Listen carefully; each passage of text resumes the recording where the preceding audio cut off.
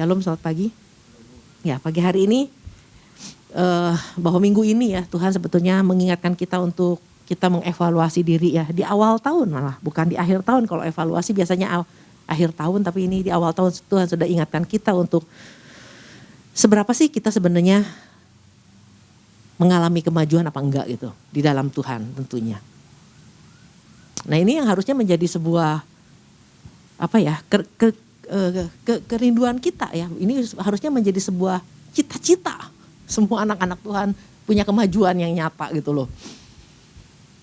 Nah, kalau kita sadar itu bahwa kalau ketika Tuhan bilang tentang kemajuan yang nyata dan kita menyadari itu dan kita mau mengambil langkah yang nyata, ya itu bagus gitu loh. Tapi jangan akhirnya dikasih Tuhan ingatkan kita tentang mengalami kemajuan yang nyata. Mungkin ada orang-orang yang merasa saya udah mengalami loh kemajuan yang nyata. Karena apa? Patokannya gini, tadinya gue susah banget, sekarang gue diberkati Tuhan. Jadi kadang-kadang berkat itu menjadi sebuah patokan bahwa sangat dicintai Tuhan dan sudah mengalami kemajuan. Atau tadinya pelayanan 1, ini sekarang saya dipercayakan pelayanan yang 2, 3 gitu. Artinya udah mengalami kemajuan. Nah, ini yang seringkali menjadi patokan banyak orang ya. Makanya gak heran kalau orang-orang yang berduit dan punya kerajinan yang di atas rata-rata akhirnya dipilih jadi ikut pelayanan. Nah, karena itu patokan yang salah ya. Nah, tapi apa sih sebenarnya yang menjadi patokan Rasul Paulus ya. Jadi kita lihat di dalam 1 Timotius 4 ayat yang ke-15.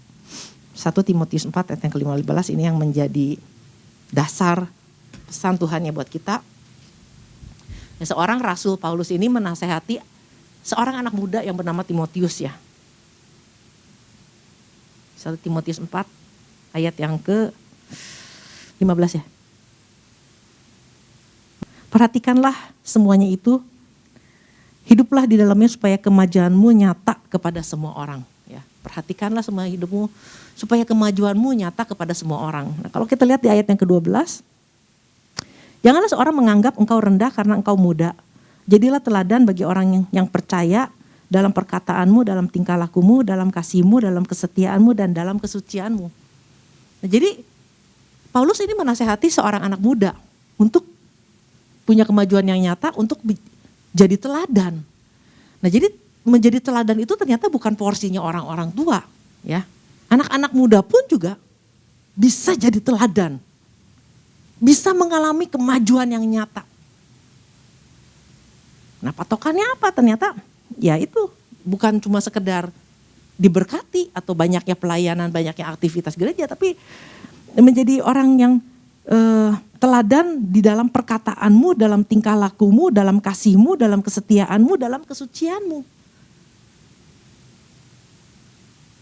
Nah, bagaimana dengan kita?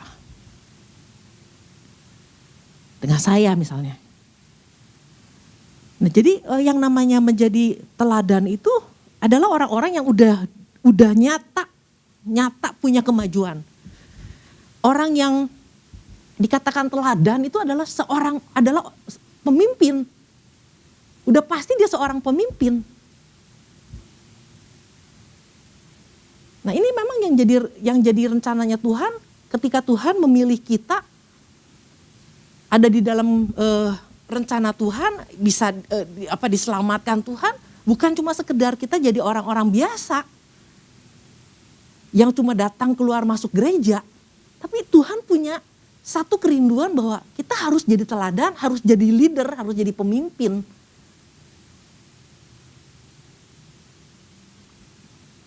Karena cuma pemimpin, cuma para leader inilah yang bisa membawa pengaruh. Semua orang mungkin datang ke gereja tahu lah ada visi di gereja. Mau visi besar, visi kecil, tahu ada visi. Tapi cuma pemimpin sebetulnya, orang yang punya mental pemimpin yang bisa menghidupi visi itu. Yang punya kerinduan untuk menggenapi visi itu. Nah, kan kalau yang pengikut-pengikut aja kan ya udah ikut aja lah. Mau dibawa kemana kagak ngerti juga, cuman tahu ada visi gitu. Kalau disuruh ngapal mungkin apal banget visinya. Nah jadi teladan itu sebenarnya apa sih? Teladan itu tupos ya dalam bahasa aslinya. Dikatakan bahwa ini tentang sebuah pola, punya patokan. Seorang yang bisa menjadi contoh untuk diikuti. Gambaran yang jelas gitu loh. Artinya ini teladan itu adalah orang-orang yang kalau sampai bisa punya patokan, dibilang jadi patokan, jadi pola, artinya dia udah punya hidup di dalam sebuah konsistensi dan komitmen yang jelas. Sampai ada orang bisa melihat, wah ini orang kemajuannya nyata, ini orang benar-benar pantas jadi leader, pantas diikuti, jadi teladan. Karena konsisten. Nah ini harusnya menjadi kerinduan kita semua, saya juga. Saya pengen gitu. Sampai kita benar-benar di dalam jadi teladan dalam perkataan, di dalam tingkah laku, dalam kasih, dalam kesetiaan, dalam kesucian. Ini jadi satu paket. Nah kalau kita lihat di dalam kehidupan Paulus ya. Semua orang tahu lah Rasul Paulus ini rasul hebat yang bisa menjungkir balikan dunia dengan penginjilannya ini. Kita tahu dia dulu before dan afternya ya, seorang yang tadinya jahat sama anak-anak Tuhan, lalu dia akhirnya jadi orang yang benar-benar radikal di dalam memberitakan Injil. Dia boleh bisa dibilang, kalau sampai ada orang yang bilang kamu harus bisa jadi teladan, dia tuh udah lebih dulu. Dia sampai bisa bilang, ikuti teladanku karena aku ikut teladan Tuhan Yesus. Berani gak kita jadi orang-orang yang bisa bilang, ikuti teladanku? Nah kalau di rumah kan ikutin teladan mama. Anak-anak kan cuman, mama gue tahu banget lu punya modal gitu loh. Tapi benar-benar harus menjadi teladan, ikuti teladanku. Karena memang Paulus itu kalau sampai dia berani ngomong gitu karena memang dia bukan cuma sekedar pindah dari kerajaan gelap ke kerajaan terang. Tapi dia memang menghidupi dan dia punya kemajuan yang nyata. Sampai dia bisa bilang ikuti teladanku itu. Nah artinya kemajuan yang nyata itu bukan cuma sekedar dia dari gak punya pelayanan jadi punya pelayanan, bukan. Nah ketika Tuhan minta kita menjadi punya kemajuan yang nyata ini bukan cuma pencapaian pribadi di dalam hal jasmani. Tapi ini berbicara tentang dimulai dari kemajuan di dalam rohani kita. Jadi kalau rohani kita bertumbuh, menjadi dewasa pasti akan terlihat gitu. Nah, jadi memang dimulai dari kehidupan dari dalam dulu. Waktu Tuhan bilang tentang kemajuan yang nyata, kalau kita kerohanian kita mengalami kemajuan, yang udah pasti yang hal-hal yang nggak rohaninya akan lama-lama makin hari makin menciut. Tapi kalau kita majunya di dalam hal jasmaninya, lama-lama yang rohaninya makin menciut. Jadi kalau kita pengen maju, ya jadi gini, kadang-kadang orang masih ingin maju di dalam satu hal, tapi bagian rohaninya nanti dia berharap bisa ngikutin. Enggak, ternyata kalau kita diingatkan tentang kemajuan yang nyata itu dimulai dari kehidupan rohani kita yang maju dulu. Udah pasti hal-hal yang duniawi, yang kedagingan lama-lama akan berkurang. Seperti Yohanes bilang, Tuhan harus makin besar. Aku semakin kecil. Atau Paulus juga bilang, hidupku bukan aku lagi. Nah sampai bisa hidupku bukan aku lagi. Jadi udah bukan tentang urusan saya dan saya. Tapi urusannya tentang urusan Tuhan. Nah ini sebuah kemajuan. Nah, sampai Paulus bisa punya keinginan, punya satu statement bahwa hidupku bukan aku lagi tapi Kristus yang hidup. Artinya dia pribadinya udah tenggelam dan yang ada orang cuma bisa lihat Kristus di dalam dia.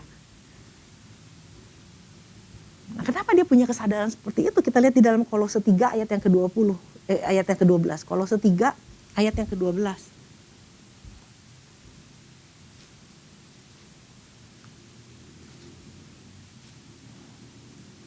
Jadi untuk bisa mengalami sebuah kemajuan, pertumbuhan di dalam rohani kita, harus dimulai dari satu pemahaman bahwa karena itu sebagai orang-orang pilihan Allah yang dikuduskan dan dikasihinya.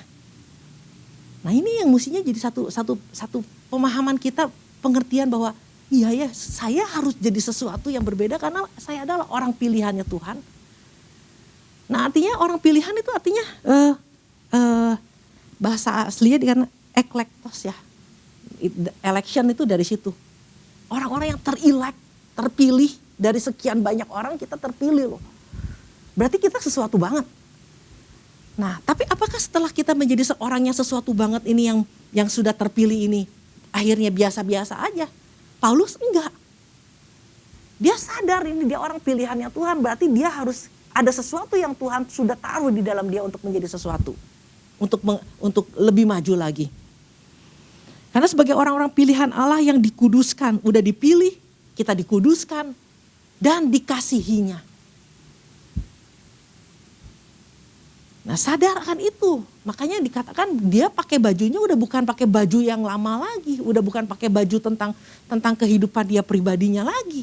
Tapi yang dia kenakan, yang dia pakai, bajunya adalah baju tentang belas kasihan. Otomatis. Kemurahan, kerendahan hati, kelemah lembutan dan kesabaran. Makanya kenapa dia bisa menjadi teladan.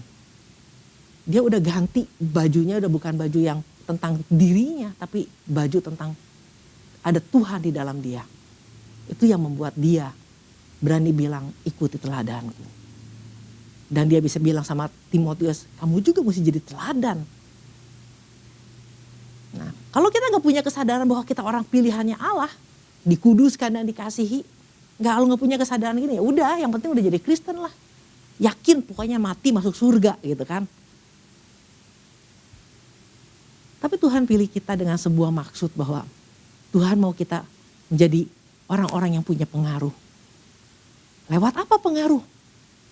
Bukan cuman bisa membagi-bagikan sesuatu, tapi lewat belas kasihan, ada kemurahan, ada kerendahan hati, kelemah lembutan dan kesabaran. Mungkin orang bisa bilang, gue punya semua tuh. Standarnya apa? Orang dunia juga bisa bilang begitu.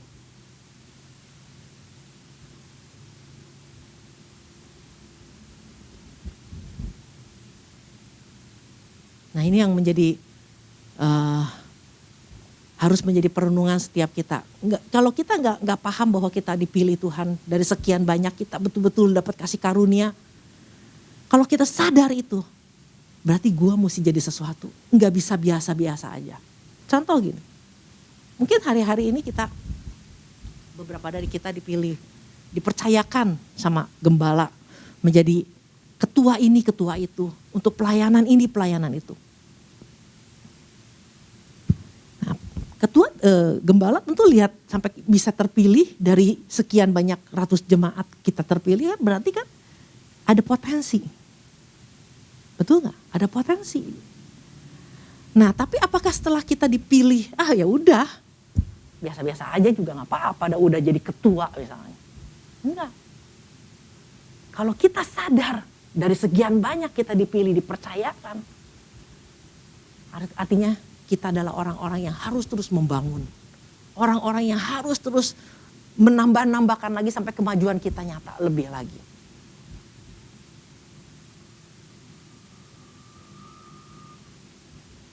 Jadi ketika kita dipilih jadi di dalam sebuah pelayanan dipilih, kita udah nggak bisa nyantai, udah beda. Artinya kita di atas rata-rata, kita harus lebih lagi memacu diri kita.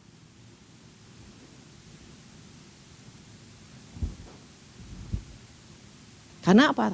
Begitu kita dipercayakan, ketika kita dipilih, tanggung jawabnya beda. Waktu kita dikasihi Tuhan, tanggung jawab kita juga jadi beda. Nah,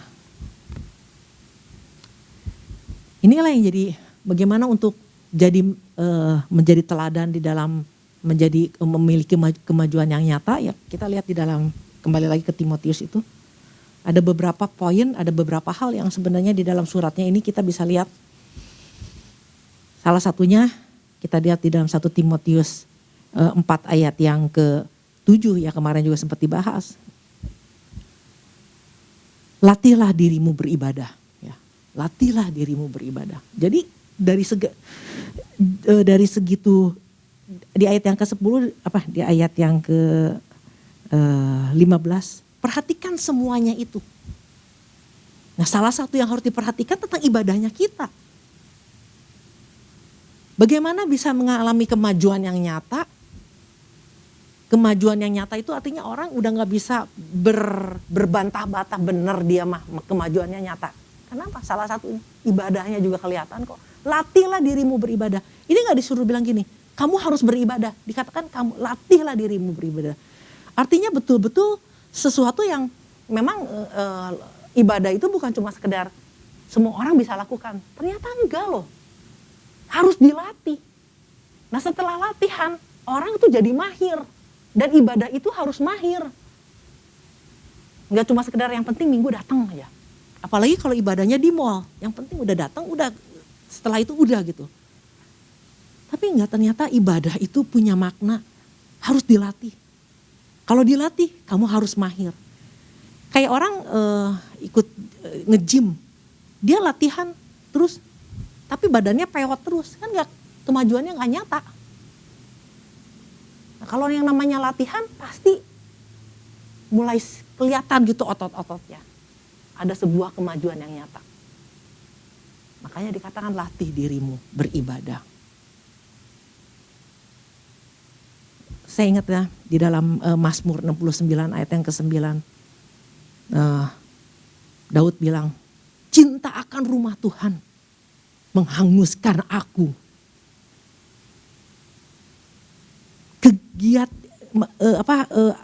Artinya gini, gairah aku akan rumah Tuhan, semangat aku, giatnya aku, usahanya aku akan rumah Tuhan menghanguskan aku. Nah jadi kalau orang udah cinta Tuhan, tentu pengen datang dong ke rumahnya. Sampai menghanguskan, sampai ada semangat dan gairah itu. Saya ingat dulu pernah punya pacar. Ngomongnya cinta melulu. Tapi suruh datang ke rumah gak mau. Alasannya banyak banget gitu. Ditelepon aja. Nah orang yang cinta itu pasti pengen ke rumah Tuhan. Pengen ke rumah pacar gitu loh. Ke rumah orang yang dicintai. Tapi kan gak boleh loh. Sama perusahaan gak boleh. Lu ke supermarket gak? Ke mall gak? Ngafe gak sama teman-teman 20 orang misalnya? Beda tipis tinggal datang lagi ke gereja. Apalagi di gereja mah kita gak buka. Kalau ke ngafe aja masih buka loh. Masih bisa kena, masih bisa ketepa. Nah tapi itu kan balik lagi kayak seperti Daud bilang. Semangatnya, gairah itu kan semuanya, cintanya itu ukurannya adalah cinta. Kalau udah nggak cinta, memang susah. Nah jadi untuk jadi teladan, mau ngomong jadi teladan, jadi leader, ibadah aja kadang nongol misalnya gitu, ya. Terus yang untuk bisa, Paulus juga menasehati untuk memiliki kemajuan yang nyata ini di ayat yang ke-10 di sini dikatakan, itulah sebabnya kita berjerih payah dan berjuang. Karena kita menaruh pengharapan kita kepada Allah yang hidup, juru selamat semua manusia, terutama mereka yang percaya. Jadi memang untuk mengalami kemajuan kita gak bisa cuma sekedar nyantai, tapi ada sebuah usaha yang nyata. Ya, usaha yang sungguh-sungguh untuk mengalami kemajuan. Nah, Paulus juga gak sekedar kalau dia sampai dia bisa bilang ikuti teladanku dan dia ngalami kemajuan tuh gak semata-mata dia cuma ngomong doang. Di dalam salah satu suratnya dia bilang bahwa yang ku kehendaki ialah mengenal Tuhan. Jadi ada satu usaha untuk mengenal Tuhan. Usaha itu yang paling penting. Kalau orang cuma ya datang ke gereja dengar, beda sama yang orang usaha nih, udah habis dengar firman Tuhan, ada dengar khotbah, pulang ada usaha. Maksudnya apa nih? Apa yang untuk saya? Ini ada satu kerinduan yang lebih.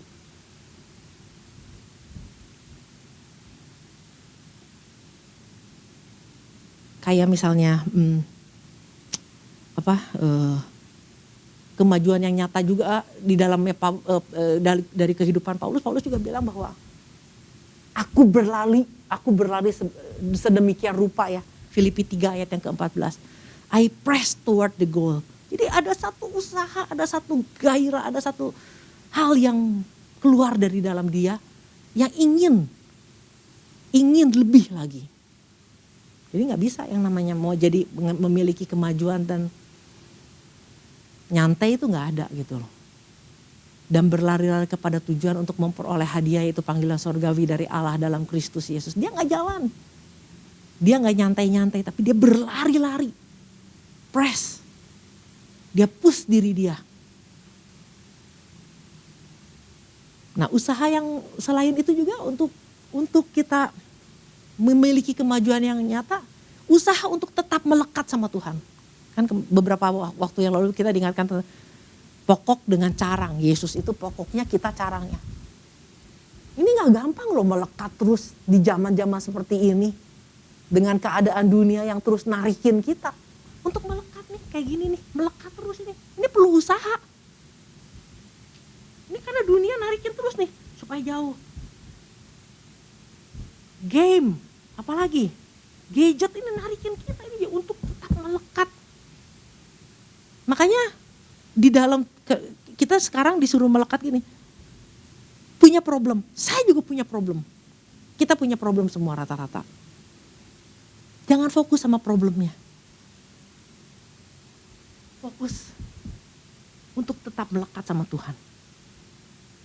Ini yang jadi yang saya terus renungkan bahwa melekat sama Tuhan berarti kalau Tuhan punya hal-hal yang dahsyat itu saya pasti terima karena saya melekat. Kalau Tuhan punya kesembuhan buat anak saya, kalau saya melekat pasti saya terima gitu loh. Daripada saya fokus sama anak saya yang sakit, saya lebih fokus dengan nempel aja udah.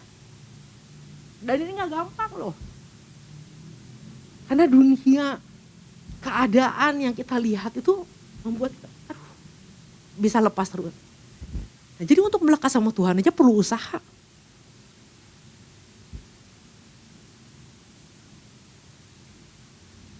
Nah, oleh karena itu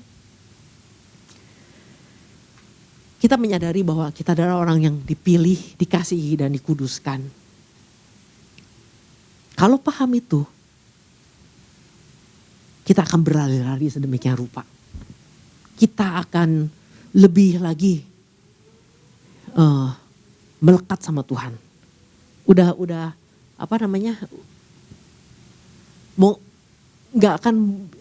nggak mungkin kita yang namanya nyantai tiba-tiba punya kemajuan yang nyata, itu sesuatu yang nggak mungkin.